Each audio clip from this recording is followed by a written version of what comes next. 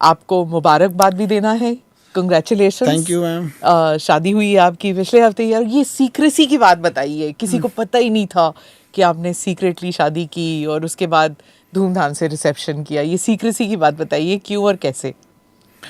अब mummy papa का पसंद था और उन लोगों ने डेट डिसाइड कर दिया। पसंद अरेंज मैरिज था आपका? हाँ। अच्छा। तो हम लोग को तो मतलब मम्मी डिसाइड कर दी डेट। अब सब चीज़ शेड्यूल था। तब तक इधर से हमारी बदनसीबी की पाकिस्तान जैसा पड़ोसी मिला हुआ है। किसी को क्या पता, कोई भी चीज़ें काफ़ी पहले से शेड्यूल रहती है। इधर ये किया, यहाँ पे तो हमारा था कि भाई सबसे पहले राष्ट्र होना चाहिए, this is not right time. लेकिन क्या होता है कि कोई चीज़ें पहले से डेट हो जाती हैं, फिक्स चीज़ें, तो उसको भी पीछे हटना थोड़ा सा अटपटा लगता है। तो उसी बीच में चुपचाप से कर लिए थे हम लोग। हालांकि पहले से था कि मतलब एकदम सादगी से करना है, बाद में रिसेप्शन दे देना है। पर कैसे हुआ कि लोगों को पता ही नहीं लगा? पटना में हुई ना शादी आपकी? नहीं, किसी को नहीं पता है कहाँ हुई थी। ओह, ये भी सीक्रेट है। मतलब ये तो वो नूर खान एयरवेज वाली बात हो गई, किसी को पता ही नहीं कि क्या हो रहा है, क्या रखा हुआ है। तो अभी देखिए, नीट का पेपर लीक हो जाता है, बीपीएससी का पेपर लीक हो जाता है। हमको ये नहीं समझ में आता, मेरी शादी लीक नहीं हुई, इनका पेपर कैसे लीक हो जाता है? शादी में तो उतने लोग होते हैं। आपको आउटसोर्स करना चाहिए था ना खान एकेडमी को।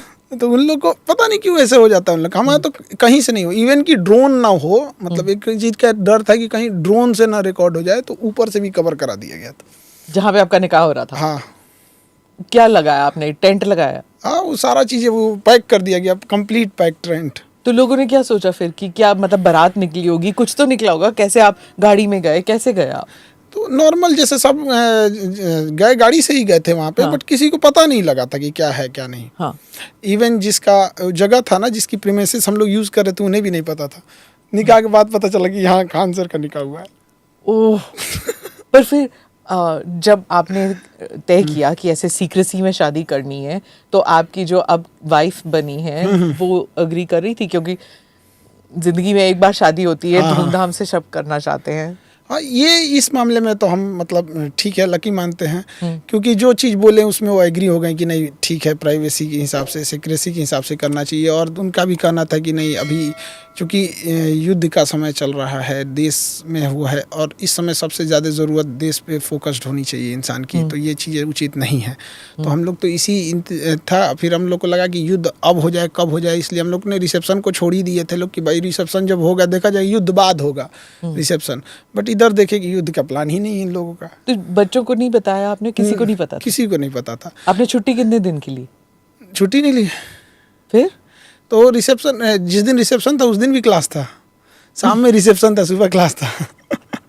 छुट्टी नहीं ली आपने? अच्छा, नोबडी नोज कि आपकी वाइफ का पूरा नाम क्या है, क्या करती हैं, क्या बता सकते हैं? नहीं मैम, थोड़ा सा इसको नहीं बताया, क्योंकि किसी भी लेडीज़ का अपना एक आइडेंटिटी होता है। वो अपना काम अच्छे से करें, अपने ऑफिस में जाएं, अब उनके काम के बदौलत लोग उन्हें जाने, न कि इस वजह से कोई जाने कि खान सर की वाइफ है। तो ये एक पर्सन, किसी का भी अपनी मेहनत से कमाई हुई कोई चीज़ें होती है, मेहनत से पहुंचा हुआ मुकाम होता है, तो उसमें किसी को भी अच्छा लगता है। किसी दूसरे का नाम जब जोड़ दिया जाता है तो अच्छा नहीं लगता है। कल को फिर कोई कहेगा कि आप यहाँ पहुँची इसलिए कि आप इनकी वाइफ हैं। तो हमें लगता है कि इंडिविजुअलिटी अच्छी रहनी चाहिए किसी की भी। पर शादी का मतलब ये नहीं होता कि दो इंडिविजुअल्स एक साथ हो जाते हैं तो फिर ज़िंदगी एक साथ बितानी है, तो दोनों के जो प्लस एंड माइनस आ जाते हैं ना एक दूसरे के? नहीं, हाँ, वो तो होते हैं, तो पर्सनल लाइफ में होते रहते हैं सब में एकदम। हम अपने टीचिंग में हम हैं, वो अपने काम में हैं, हम उनमें इंटरफेयर नहीं करते। हमने जहाँ हम दोनों की ज़रूरत रहती है एक दूसरे के साथ रहते हैं। हाँ। और रिसेप्शन हुआ, सब आए, वीआईपीज वगैरह सब आए, और फिर वो भी बवाल मचा कि घूंघट ओढ़ा था आपकी वाइफ ने, और फिर किसी ने घूंघट को हल्का सा ऊपर किया तो फिर सबने कहा कि देखो देखो देखो, खान सर जो है विमेन इमेंसिपेशन की बात करते हैं, विमेन राइट की बात करते हैं, और घूंघट ओढ़ा हुआ है। तो मैम, ये हम घूंघट को लेके जब रिसेप्शन हो रहा था तो हमने बोला था उनसे कि देखिए आप, ये वाइफ का ही मेरे डिसीजन था कि हमको घूंघट में, क्योंकि उनका कहना था कि बचपन का शौक़ है मेरा कि हर लड़की का सपना होता है कि वो दुल्हन बने तो घूंघट, उतने भीड़ में घूंघट, दुल्हन की अलग पहचान क्या होती है, क्योंकि रिसेप्शन में तो सब सज धज के आए होते हैं, तो दुल्हन की पहचान क्या, हम कहेंगे लोग फिर हमको बोलेंगे। तो कहें कि नहीं नहीं मेरे बचपन का शौक है हमारा ये कि घूंघट।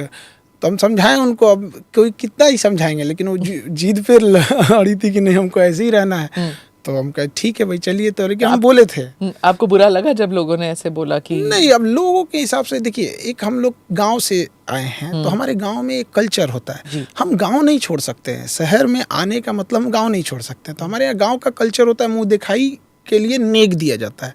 तो जो औरतें होती हैं या जो छोटे होते हैं उम्र में, वो मुंह दिखाई नेक देते हैं। लेकिन जो भसुर होते हैं, जो बड़े होते हैं एज में, आज भी ना मेरी मम्मी भी मतलब जो भसुर में आते हैं तो वहाँ पे भी थोड़ा सा ऐसे कतरा के निकल जाते हैं लोग। तो थोड़ा सा वो गांव वाला चीज़ रहता है कि भाई उसमें तो सीनियर भी आएंगे एज में, और कुछ जैसे गवर्नर सर तो एकदम मतलब पिताजी के एज के आएंगे वहाँ पे। तो वहाँ पे एक ठो गाँव वाला भी कल्चर रहता है। और हमारी भारत की संस्कृति थी, इसमें ना कोई किसी रिलीजियस संस्कृति से तो थी नहीं यहाँ, ये तो एक इंडिया की कल्चर थी। हालांकि हम समझाए थे, लेकिन होता है क्या कि हम थोप नहीं सकते ना अपनी चीज़ों को, नहीं आप ऐसे मत कीजिए। उनका शौक था घूंघट करने का, तो और वो करियर वाली हैं, मतलब वो काम पे जाती हैं।